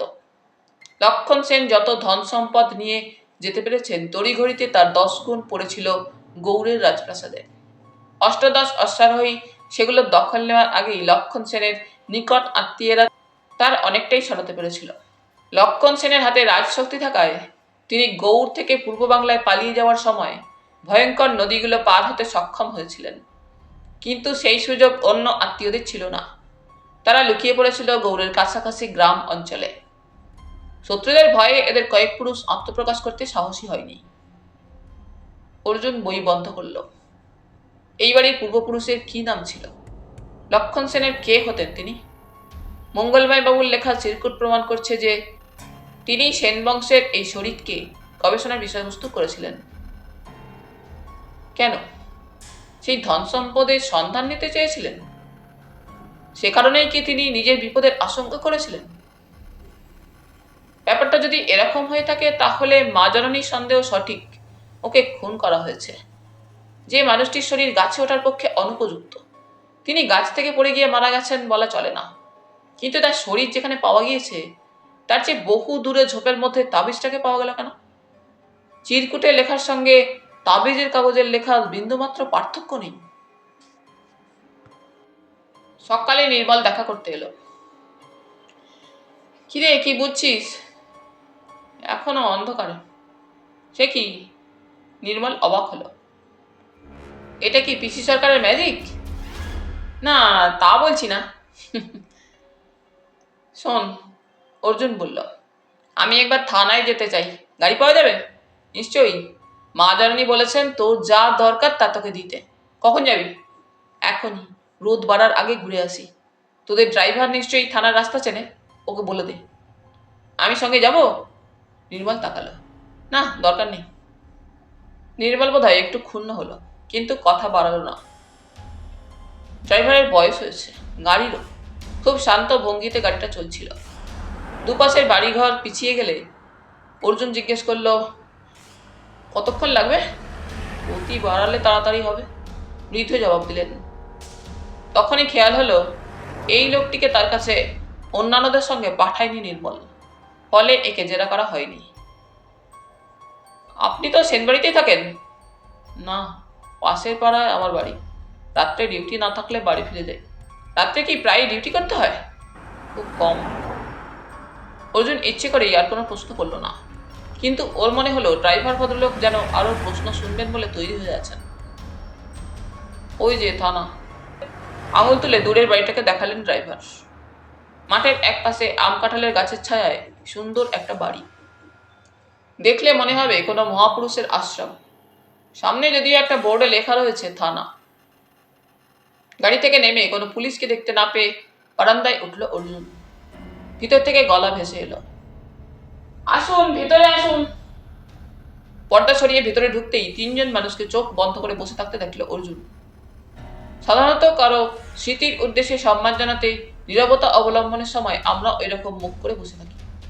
হঠাৎ কানে এলো, আসুন ভিতরে আসুন। মুখ তুলতেই দাঁড়িয়ে বসা পাখিটাকে দেখতে পেল অর্জুন। ওর ডাকটাকেই সে মানুষের গলা বলে ভুল করেছে। এবার ওর মৌনতা ভাঙলেন। মুখোমুখি বড় চেয়ারে যিনি বসেছিলেন তিনি বললেন, কিছু মনে করবেন না, আমরা শহীদদের স্মৃতির প্রতি সম্মান জানালাম। বসুন। এবার বলুন কিভাবে আমি আপনাকে সাহায্য করতে পারি। আমি এই থানার ওসি। আপনি? নমস্কার, আমি ঘুম ঘুম গ্রামের সেনবাড়িতে এসেছি। ঘুম ঘুম? হাওয়ার ঘুম ঘুম? I will be mad. আরে মশাই, সবাই কানা ছেলের নাম পদ্মলোচন রাখতে ভালোবাসে জানি, তাই বলে এতটা? নামের সঙ্গে বিন্দুমাত্র সম্পর্ক নেই।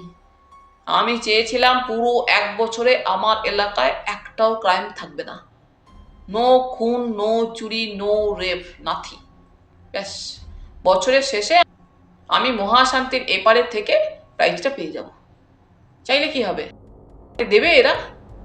কি যেন বললেন? সেন বাড়িতে এসেছেন কেন? কি জন্যে? দারোগার চোখ ছোট হলো। একটা মৃত্যুর তদন্ত করতে। তদন্ত? আপনি কি আইপিএস অফিসার? সিআইডি? দুটোর কোনোটাই নয়, আমি সত্য সন্ধানী। আপনি যদি আমাকে একটু সাহায্য করেন তাহলে আমার কাজের খুব সুবিধা হয়। অর্জুন বলল, সত্য সন্ধানী? ডিটেকটিভ? খুব ইচ্ছে ছিল বুঝলেন, খুব ইচ্ছে ছিল জেমস বন্ড হব, হওয়া হলো না। শ্বাস ফেলার আওয়াজ হলো। বলুন। সেনবাড়ির প্রাক্তন ম্যানেজার মঙ্গলময় দত্তকে গাছে তুলেছিলেন কেন? অর্জুন জিজ্ঞেস করল। মঙ্গলময়? ও হ্যাঁ, গাছে না উঠলে নিচে পড়বেন কেন? আমি ওঠার কথা বলিনি, তোলার কথা বলছি। উনি যে বয়সে পৌঁছেছিলেন তাতে ওর শরীর কিছুতেই নিজের চেষ্টায় গাছে উঠতে পারত না। অর্জুন হাসল। ওসি কয়েক সেকেন্ড এমন চোখে তাকালেন যেন আজব কিছু দেখছেন। পঙ্গু যখন পাহাড় পেরিয়ে যায় তখন তো বিশ্বাস করতেই হয়, তাই না? 80 বছরের মানুষকে আমি ফুটবলের রেনবো কিক মারতে দেখেছি। মঙ্গলময় বাবু যে অবস্থায় মাটিতে পড়েছিলেন সেটা একমাত্র উপর থেকে পড়লেই সম্ভব। আপনার কি মনে হয় কেউ ওকে চ্যাংদোলা করে ওপরে তুলে আচমকা ফেলে দিয়েছিল? সব অনেক তদন্ত করেছি, কিন্তু এই ভদ্র মহিলা যদি আমার উপর আস্থা রাখতে না পারেন তাহলে আমার কিছু করার নেই। ভদ্র মহিলা? অর্জুন জেনে শুনেই জিজ্ঞেস করল। সেনবাড়ির মা জননী, প্রচুর টাকা, ছেলে বিদেশে, তবু চক্ষের মতো এই ঘুম ঘুমে পড়ে আছেন কেন? কেউ তো নেই এখানে। স্বামীর মৃত্যুর পর কেউ ওকে একদিনের জন্যও সেনবাড়ির বাইরে যেতে দেখেনি কেন? এটা ওর ব্যক্তিগত ব্যাপার অফিসার, কিন্তু আমার ধারণা মঙ্গলময় বাবুকে কেউ বা কারা ওই গাছের উপর নিয়ে গিয়ে নিচে ফেলে দিয়েছিল। অর্জুন গম্ভীর হলো। আশ্চর্য, ওকে ওপরে নেওয়া হলো আর উনি চেঁচালেন না? ওসি বিরক্ত। মাঝরাত্রে সেই চিৎকার শোনার জন্য কেউ হয়তো ছিল না, অথবা শরীরে প্রাণ না থাকায় কেউ চিৎকার করতে পারেননি। অর্জুন বলল। তার মানে? চেঁচিয়ে উঠলেন ওসি। ওকে মেরে ফেলে গাছের উপর থেকে ছেড়ে দিয়েছিল অ্যাক্সিডেন্ট প্রমাণ করতে? ধুর, এমন রিস্ক কেউ নেয়? কাঁজাখুরি চিন্তা। আপনার নামটা কি মশাই? কোত্থেকে আসছেন? আমি অর্জুন, জলপাইগুড়ি থেকে আসছি। জলপাইগুড়ি? ওটা তো মফস্বল শহর, ওখানে কোনো ডিটেকটিভ থাকে? সত্য সন্ধানী।